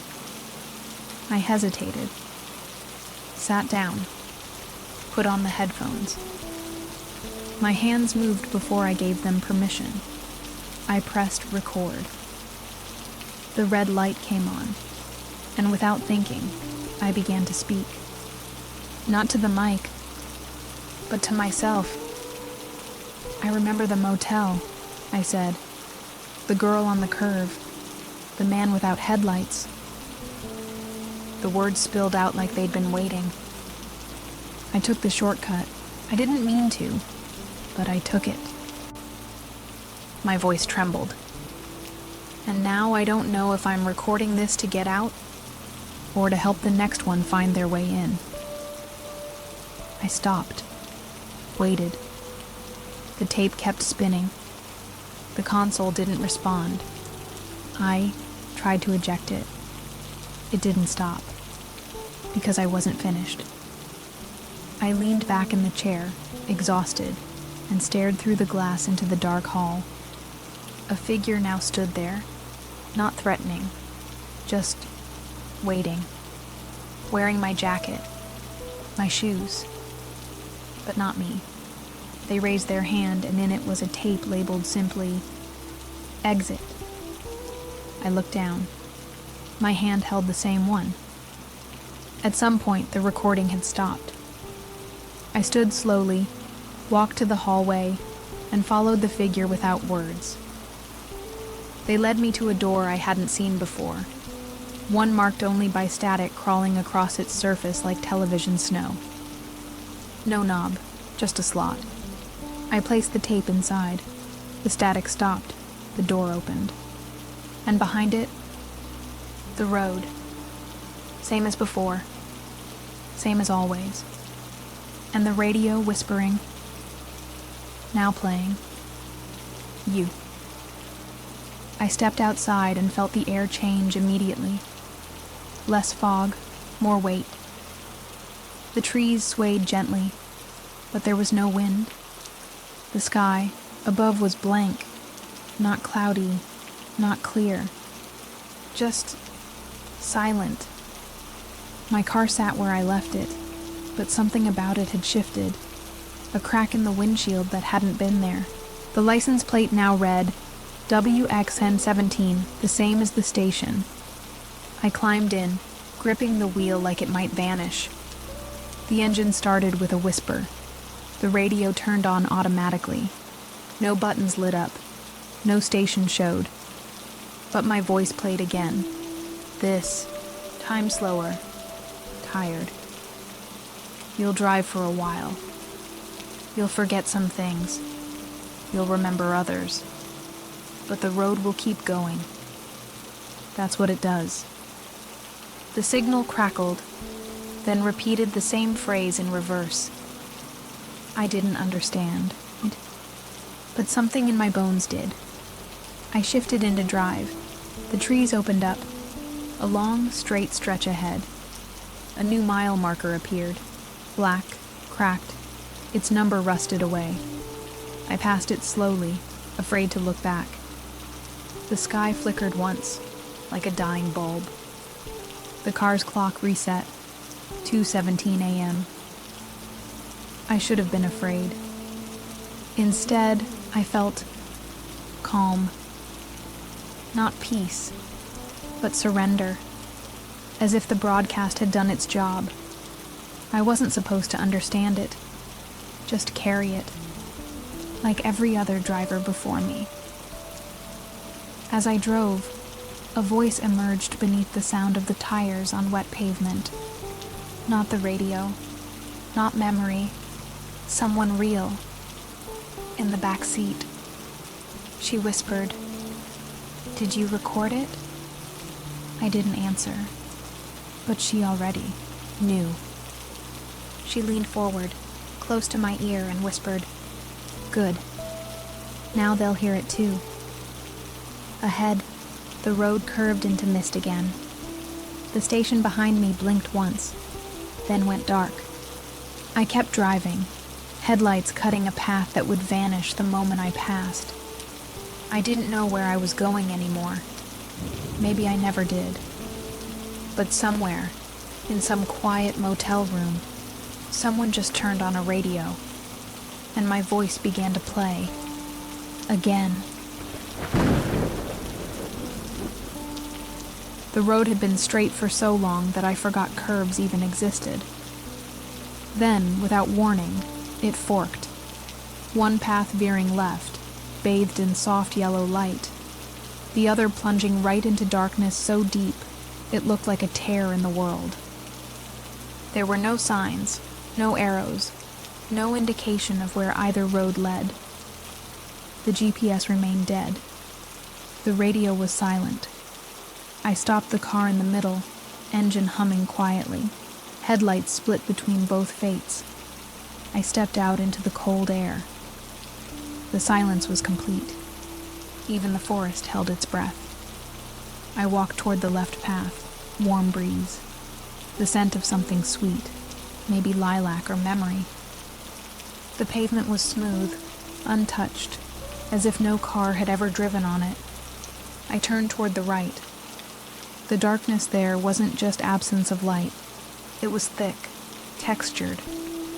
I couldn't see beyond the first few steps. The air smelled like rust, like endings. I pulled out the motel key still in my pocket, room 4. I hadn't thought about it since the fog. I turned it over. On the back, someone had scratched a single word with a blade. Decide.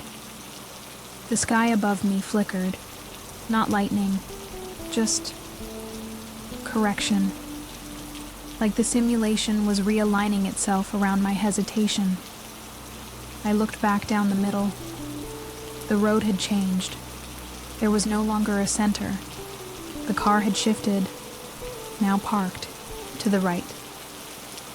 I approached the vehicle, unsure if it was mine anymore. The door was unlocked. Inside, the tape recorder sat on the passenger seat, still spinning with no tape. I touched the wheel. It was warm. The dashboard lit up. A message appeared where the speedometer should have been. Choose the familiar and forget. Choose the unknown and remember. The headlights turned themselves off. I was no longer welcome. In the middle. I stood between the paths for what felt like hours. In the trees around me, I began to see faint figures. Watching. Not moving. Not threatening. Just waiting. They had no faces. No names. I realized then they were echoes. Past versions of me. All the other times I'd come here.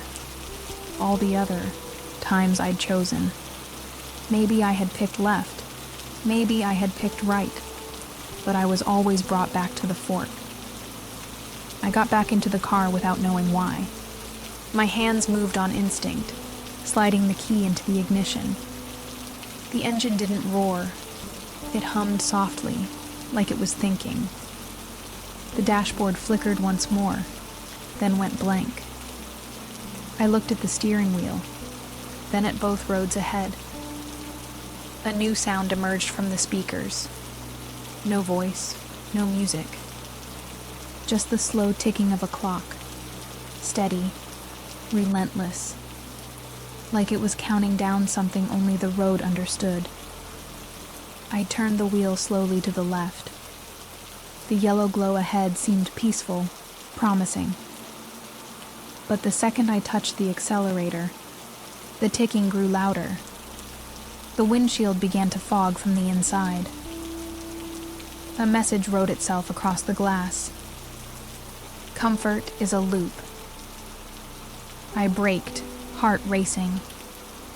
The fog cleared instantly. The lights down the left road dimmed slightly. Not in failure, in disapproval.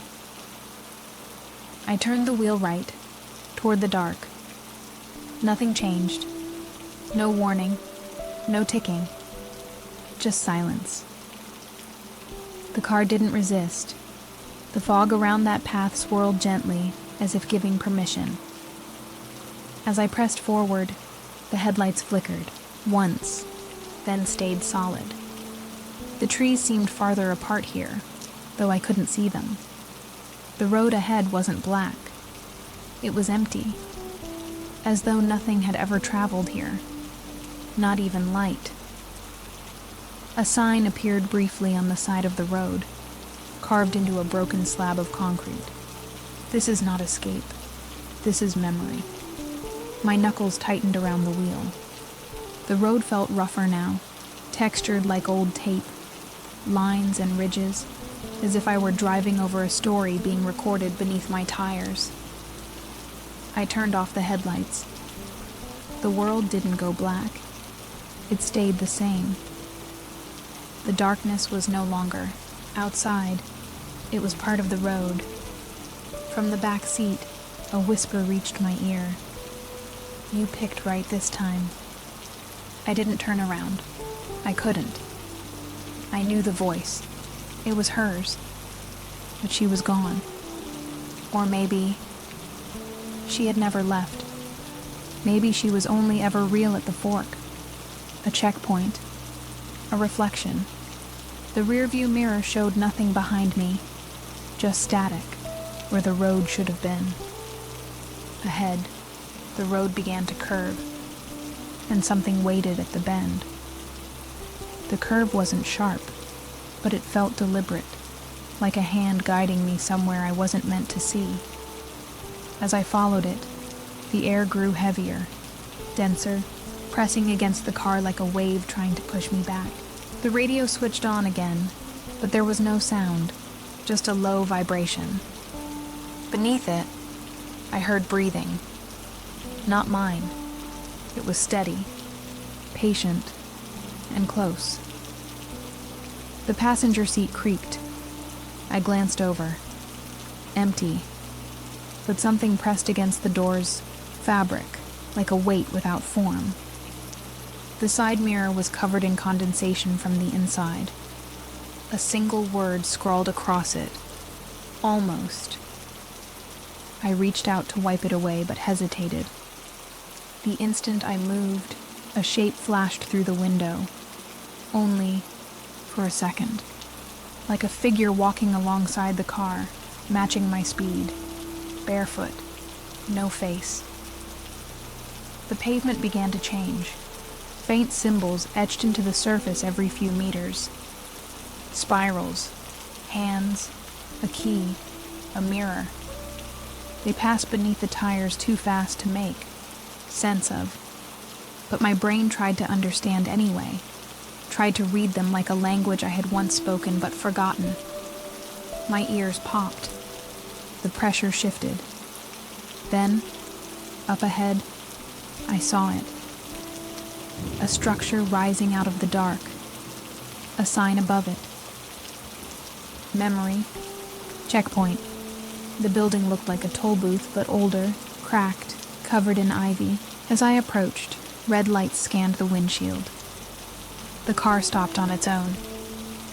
The booth's window opened. No one inside. Just a clipboard resting on the counter. My name was written at the top. Underneath, a checklist. Girl on Curve Gas Station Motel Radio. Station choose all boxes were checked, except the last.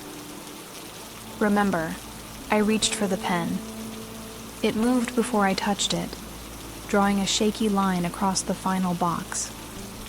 The booth's lights turned green.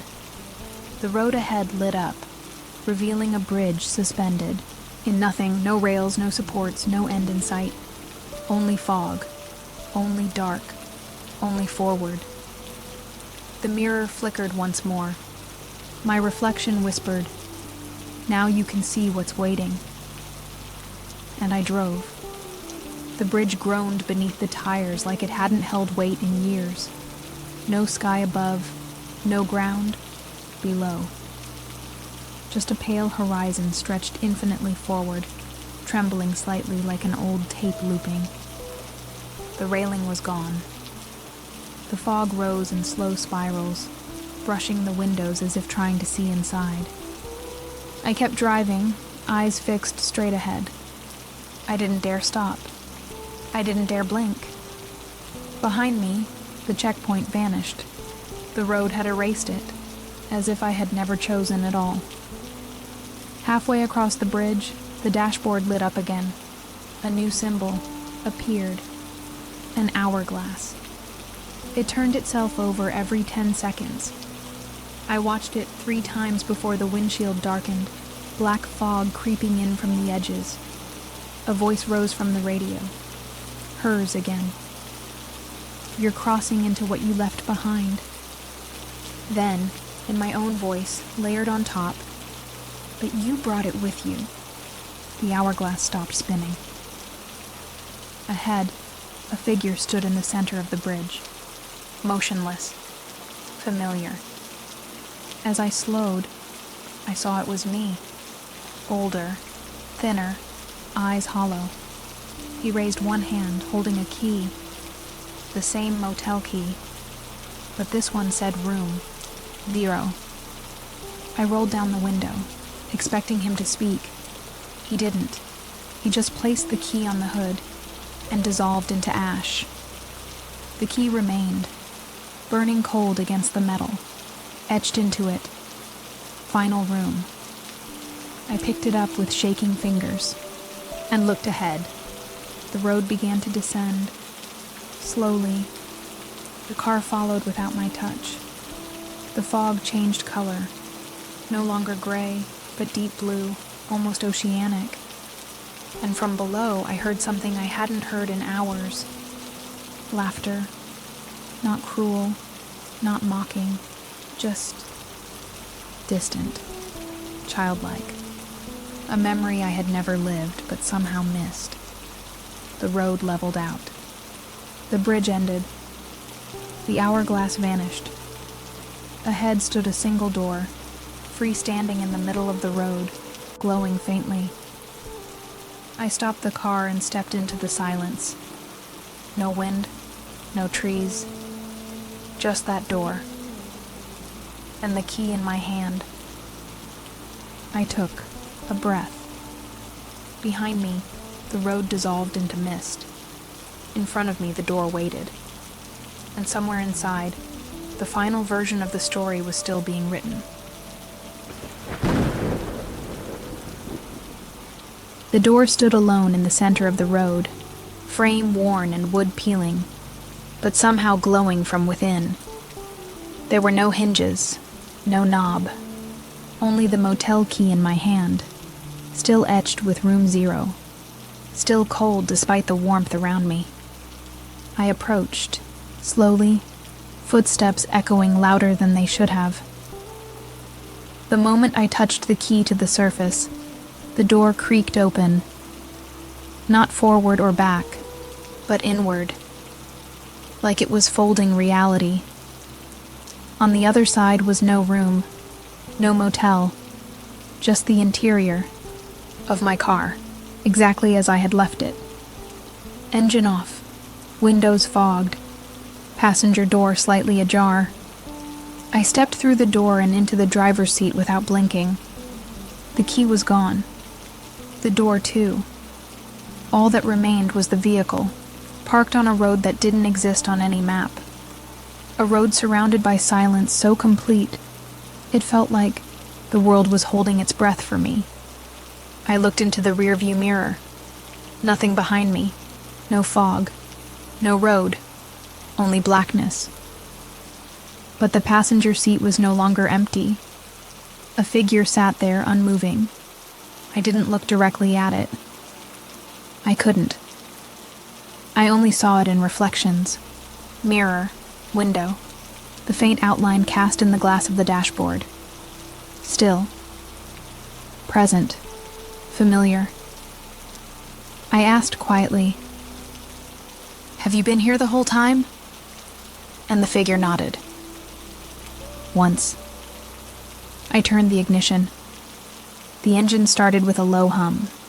The dashboard lit up, but there was no speedometer, no fuel gauge, no time. Only one message, pulsing slowly in soft white letters. Say it. I swallowed hard. My voice was barely a whisper, but it came out anyway. I remember. The lights dimmed. The message vanished. The car began to move on its own. We drove. No destination, no path, just motion. And as we moved, the windows revealed things I'd forgotten, places I'd never visited but somehow missed. The gas station, the motel, the curve, the black markers, all empty now, silent, waiting. Then the passenger spoke. Not a voice, but a presence. A thought pressed gently against my own. You kept driving. I nodded, and in that moment, I understood. That was all the road ever wanted. The passenger didn't speak again, not in words, but their presence remained, constant and calm. I glanced at the seat beside me, and for the first time, I didn't feel fear, only familiarity, like I had known them my whole life, or perhaps like they had always been a part of me. The road, ahead, stretched into nothing, yet I could feel it shifting, bending gently, as if carrying me towards something I had been avoiding for a long time. Something final. A light appeared in the distance. Not a structure, not a beacon. Just a faint glow resting above the horizon like dawn that never quite arrived. The radio turned on again, No voices, no static, just a heartbeat, my own. Slow, steady, echoing softly beneath the engine's hum. Then a whisper layered over it, so faint I thought I imagined it. "You're almost done." Not a warning. A release. The sky above shimmered, colors bending like oil on water. Stars blinked in patterns I didn't recognize. The road began to rise, curving upward into that glowing haze. I kept my hands on the wheel, but I no longer felt in control. I didn't need to be. Every version of me that had driven this path had arrived here eventually. Some turned back. Some forgot. I had remembered. And so, the road continued. We crested the rise, and suddenly I saw them. Dozens of vehicles parked along the shoulder. Empty. All different makes and models, covered in dust and memory. I pulled alongside them, engine slowing, until my car stopped gently, like it had found its home. I turned off the ignition. No sound, no movement. The world held its breath. The passenger turned to me. I turned to them, and finally, I saw my own face, older, wiser, tired, but alive. They smiled, and in that smile I saw every mile, every curve, every whispered warning I'd ignored or obeyed. They reached out and placed something in my hand. A key, blank, no number, no door, just possibility. Then they faded, leaving only the warmth of their presence. And I understood. I wasn't meant to escape the road. I was meant to become its guide. I stepped out of the car, the key still warm in my palm. The air was still and quiet, but not empty. Every vehicle on the roadside seemed to hum softly, like they were dreaming. I walked past them slowly. Each one a memory, each one a story like mine. Some had doors cracked open, others were sealed shut. A few had fogged windshields, and on those, names were written from the inside. Some I recognized, some were mine. Ahead, a small bench sat beneath a flickering lamp. No road signs, no map. Just that light, pulsing like a heartbeat. I sat down, exhausted. I didn't know how much time had passed, or if time still mattered here. Then I noticed the sky. It had begun to rewind, stars trailing backward, clouds folding into themselves, as if the road had reached its end, only to begin again. And in that motion, I saw truth. Endings were illusions. Thine. Key in my hand vibrated softly.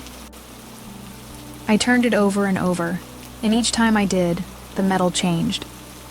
At first it was brass, then iron, then dark obsidian. Each shape a version. Each version a door I had once walked through. I closed my eyes, listened. The wind returned, gentle, steady, carrying with it the scent of rain, gasoline, and pages turning, the sound of another car arriving. The road was never alone. It simply waited. I opened my eyes and saw headlights in the distance. A new traveler. Their engine echoed across the hills, fading into the soft rustle of trees. I stood up. I knew my place now. Not behind the wheel, not in the mirror, but at the edge, where the road welcomed, warned, and watched. I turned toward the path, the light dimming behind me, the cars asleep once more. And as the next one arrived, I whispered what had once been whispered to me. Keep driving. Then I was gone. Not lost, not trapped. but part of it all. Another echo in the passenger seat, waiting for the next voice to listen, and the next soul to remember. The road curved behind me now, but I no longer needed to follow it. I was the curve, the mile marker, the soft breath in the fog before a stranger made their choice. My voice, once bound to a single story, now echoed across countless engines, vibrating softly through static-laced radios and cracked mirrors. Every time someone hesitated at a turn, every time they questioned their reflection, I was there, not to guide, but to remind. In a gas station with no address, a traveler finds a photograph of themselves they never took. In a motel where time doesn't move, someone wakes up to their own voice calling from the hallway. On a road that bends where it shouldn't, a passenger whispers a warning no one remembers until it's too late. And behind each moment, each decision, each fragment of unraveling memory, I watch. Not out of malice, but because someone has. Shaku, the fog never clears completely. That's the rule. The road needs it, the same way we need the dark to understand light. Every version of the journey teaches something different, but all of them begin the same, with silence and choice. And if you're careful, if you listen close enough to the static, you'll hear your own voice speaking back to you, telling you the road is empty, telling you it's safe, telling you to keep driving, even when it's lying, because the road doesn't end. It folds, it echoes, it remembers. And sometimes, when a traveler drives far enough, when they forget just the right things and remember just enough, they meet themselves, in the mirror, in the seat beside them, in a radio station with no exit. And when that happens, they understand. They always do. Eventually. So if you find yourself driving at night, and the clock sticks at 2:17 a.m., if your GPS reroutes you to a road you've never seen, if the fog starts to whisper, and the seat beside you feels heavier than before, don't stop. Don't look back. And whatever you do, don't ask who's in the passenger seat. Because by the time you do, it's already you. They say the road is just pavement and paint, but some roads hum back when you drive too late. Some whisper your name before you remember it. Some know your face before you've ever arrived. The wheel turns, not forward, but inward. The mile. Markers are scars in disguise. Every curve is a question left unanswered. Every sign points to a memory you forgot to bury. In fog, truth breathes slow. In glass, reflection waits to become real. And in the passenger seat, what once followed, now leads. The road doesn't trap you. It offers what the world never did. A place that listens, a voice that repeats, a mirror that never lies. So if your headlights catch more than trees, if your radio speaks in your voice, if a door appears where no building stands, understand this: you are not lost. You are returning, and the road has been waiting.